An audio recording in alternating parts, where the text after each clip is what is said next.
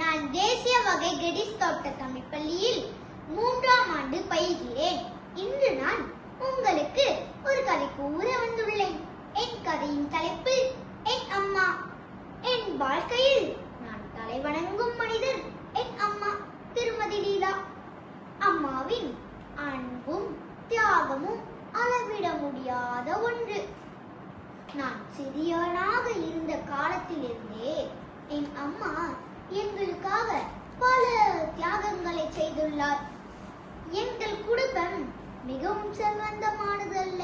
இருந்தாலும் எங்களுக்கு எந்த குறையும் இல்லாமல் இருக்க என் அம்மா மிகவும் பாடுபட்டார்.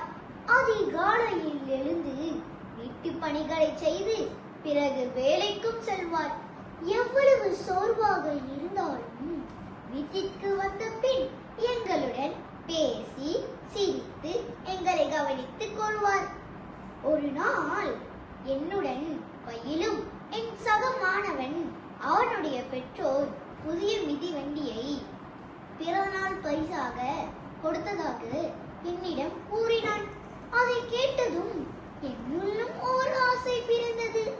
அன்று மாலை வழக்கம் போல் என் அம்மாவிடம் பேசும்போது எனக்கும் மிதிவண்டி, வர்ண பென்சில்கள், புத்தகங்கள் வேண்டுமென்று ஒரு நீண்ட பட்டியலிட்டேன்.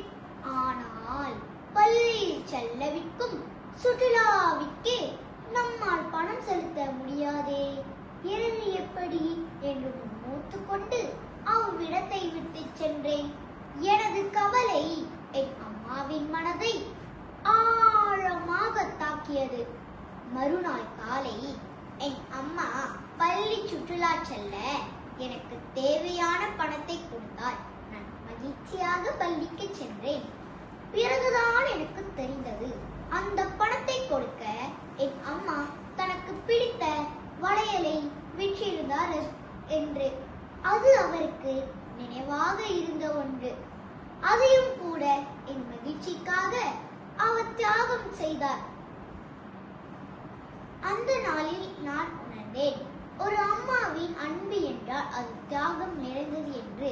தன் மகன் மகிழ்ச்சியாக இருக்க வேண்டும் என்பதற்காக எதையும் விட்டுக் கொடுக்க தயங்காதவர்தான் என் அம்மா. அனைவருக்கும் நன்றி.